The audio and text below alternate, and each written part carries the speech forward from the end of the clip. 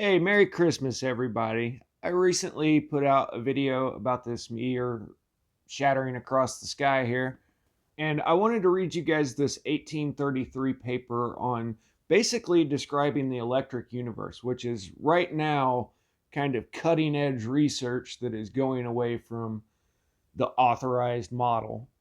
These guys over at Thunderbolts Project aren't your typical YouTube hacks. They're actual scientists and physicists. And these videos aren't made for entertainment purposes like most YouTube videos are. These are actual scientific videos. And they've gone a long way towards proving what we were seeing up above our head is not the sun being all these hydrogen molecules that somehow gathered together in the vacuum of space, but rather an electrical plasma discharge just like an arc welder.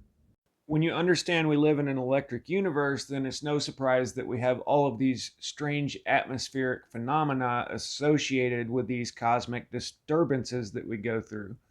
If you're not aware, the petroglyphs all around the world are showing us these atmospheric observances that the ancients saw. The spiral can be found around the world, and they'll try to write it off as some type of symbolism, but it was literally something that they were seeing up in the sky. This is the Norway spiral from 2014, I think. That's not Photoshop. That was really up in the sky. Another ubiquitous description is the stick man with the two dots, always the two dots on the side. This has been reproduced in the lab as an actual plasma formation, and here you can see it in 3D. So this is literally what our ancestors were seeing up in the sky. Now, science calls these time frames that last 50 to 150 years grand solar minimums, simply because the number of sunspots on the sun diminishes during these time frames. Physicists are still trying to write formulas for why this cycle happens, but it doesn't seem like a cycle at all to me. A cycle indicates a fixed period of time and then it starts all over, and that's not the way it happens. It's not the sun acting on its own cycle, it's the sun being affected by some bigger cosmological occurrence. But since this time frame does have a name already, I will be referring to it as the Dalton minimum. I'm going to disagree with this graph here and tell you exactly why I disagree, but it was more like 1780 to 1833 that this happened. And I'll do another video soon on this because it was my information that I put out on this a couple of years ago that turned into everyone thinking that there was a reset in the early 1800s. This was small in comparison to what happened in the 14th century.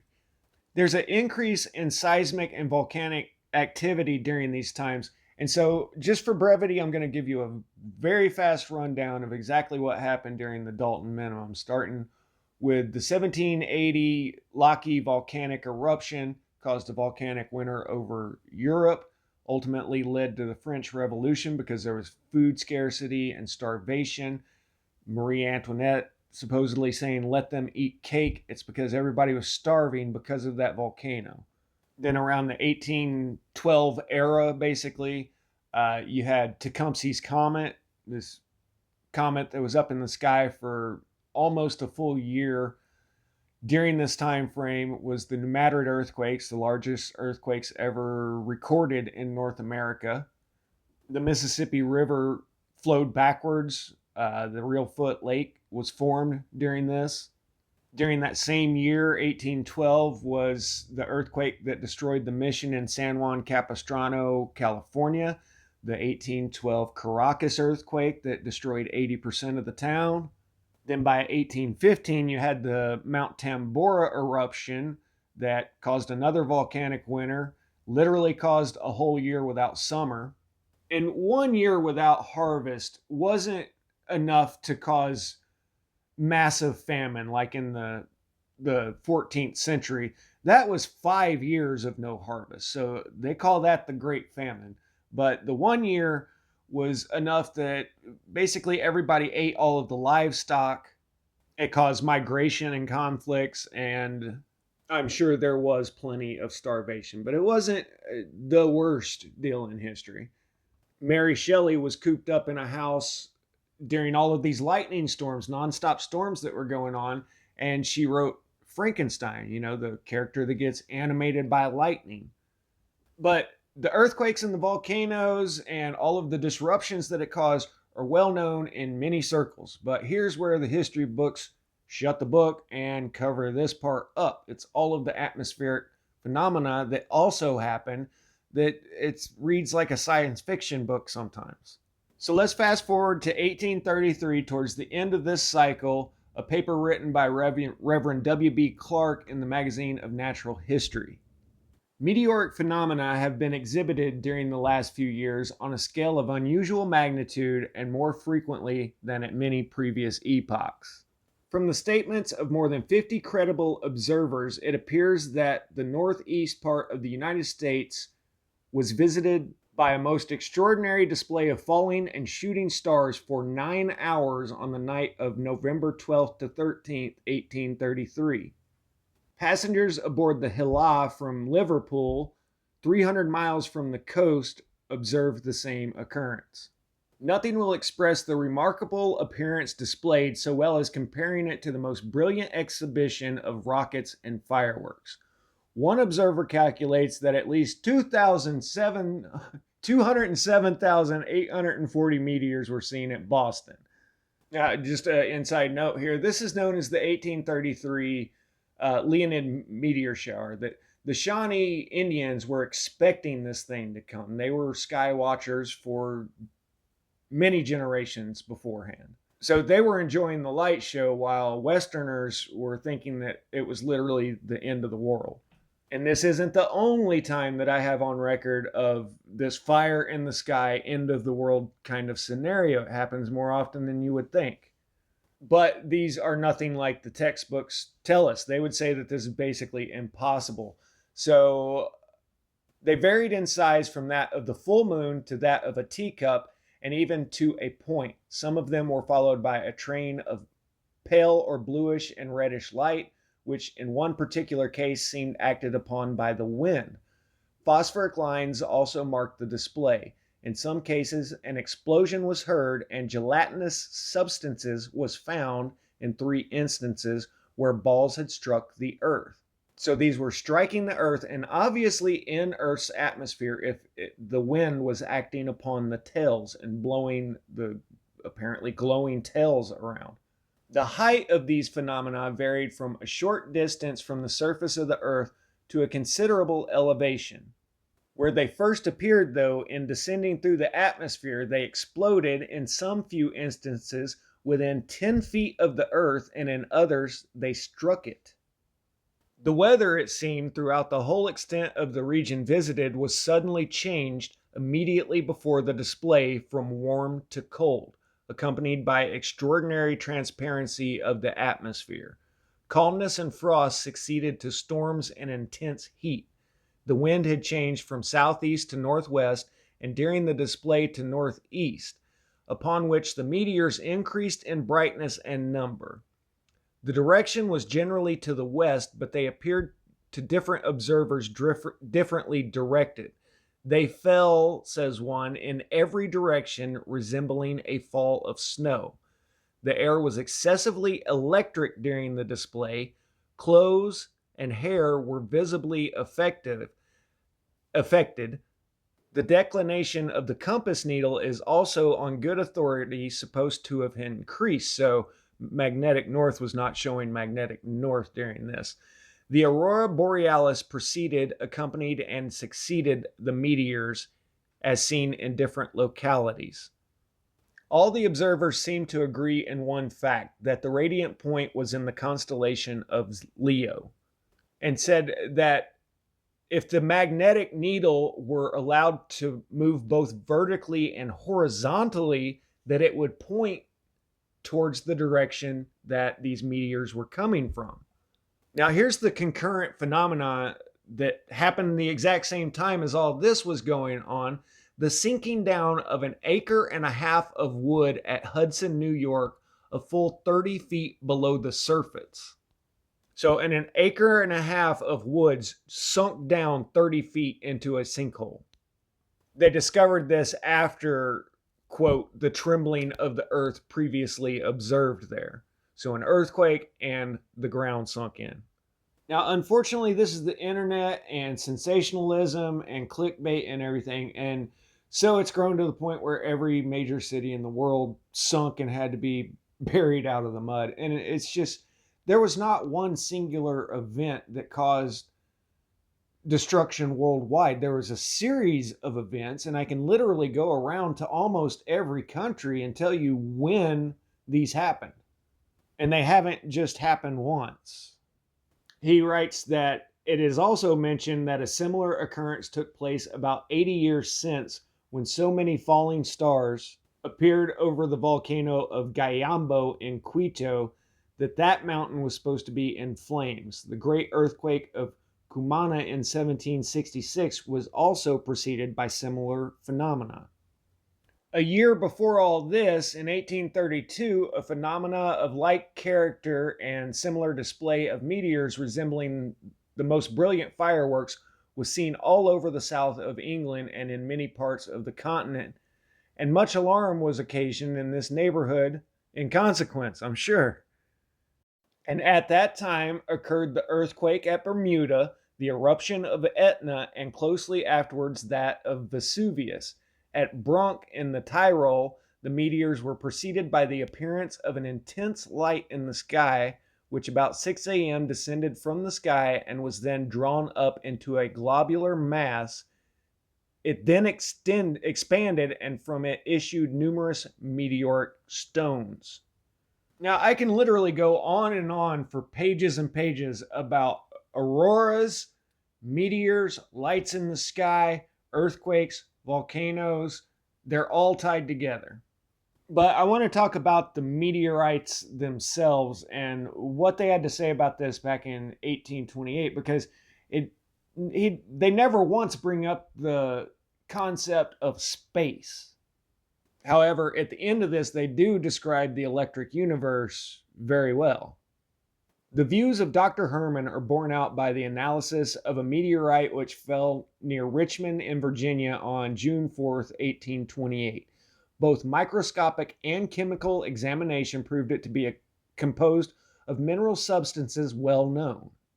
He goes through several and then says that the greater part of the mass is iron and protosulfurate iron. Then he says, everything examined gave reason to suppose that this stone was volcanic in nature. Then he goes on, various hypotheses have been brought forward to solve this mystery. Some have contended that meteors are independent bodies revolving like comets and occasionally brought within the Earth's atmosphere. Others, with the celebrated Halley at their head, as in Halley's Comet, considered them to be combustible vapors suddenly ignited on the verge of our atmosphere. Now, one thing that can't be ignored here is that we do have physical objects that have hit the ground from these, and most of the time they're mainly iron. But even the black stone at Mecca is supposed to be a meteorite. It's supposed to be from the heavens, and it's kind of interesting that Black Rock, the company that owns everything in the world, is very similar to, the black stone. Mr. Olbers has them as projectiles from the moon, but he says that surely Dr. Herschel, who has brought the volcanoes of the moon within 40 miles of Hounslow, which is in England, would have seen an eruption before now if they be so frequent. So this Dr. Hounslow in 1840 was saying that the moon was 40 miles away from England. This one is, to me, perhaps the most interesting. He says the opinions of Fusinari are entitled to the highest consideration. He shows that in electrical experiments and in thunderstorms, mineral substances are evaporated by the heat evolved, and that portions of metal, etc., are actually carried off by the electric action and deposited upon other bodies in a state of ignition and fusion. Now, allowing this to be the case and the evidence adduced in this paper strengthens the idea, we need not, I think, go beyond the earth for a solution of this enigma. The whole mass of testimony, without an exception, involves the notion of intense heat and the development of electric force. Now, to put that in English terms everybody can understand, he is saying that an electronic ignition and fusion is what is creating the heavier materials out of gases in the upper atmosphere. And it's a lot like the official story we get that the heavier elements are made inside of the sun due to all of the intense pressure and fusion of the elements. So he's saying, no, that happens right there in thin air. Pretty interesting theory. So let's kind of wrap this one up. It'd take a lot more than one short video to truly cover this, but how volcanic agents are primarily called into action, I do not profess to understand. That electricity is intimately connected with certain states of the earth, and that those states or those effects do modify the variations of the atmosphere, there is no question. But whether electricity be itself a first cause of earthquakes, or like magnetism, merely a secondary cause produced by volcanic action itself, reproducing, correcting corresponding phenomena, I do not intend to moot. It is sufficient for my purpose to endeavor to show that meteors are more likely to have arisen in consequence of the increased action in the interior of the earth as developed by earthquakes and volcanic emanations than from any other cause which we are acquainted. Should it ever happen that we actually ascertain every substance contained in the earth, the interior of which may be different construction to its crust, which appears to be a huge galvanic and electrical apparatus. Now, this is YouTube, so I'm going to stop right there. The guy is not saying that there is some man-made electrical generator at the center of the earth. He is just talking about the electric universe and that there being an electrical galvanic apparatus at Earth's center. And this guy was years ahead of his time. This was 1833. And now that some of the smart scientists are moving away from the Newtonian physics of things, they're saying the exact same thing. Hey, it's an electrical universe. There is an electrical potential between the sun and the earth. And when we're seeing the sunspot activity diminish, in turn, there's electrical disturbances that are causing the earthquakes and the volcanoes. So I guess it is possible that all of the atmospheric disturbances that we see originate within forces within the earth. Now, regardless whether that be the case or if it's rocks hurtling through space, the official story that we're given, I don't know. But one thing is for sure, there's all kinds of atmospheric disturbances. Aurora borealis coming way down to where it can be seen in, southern states of the United States, southern latitudes around the world.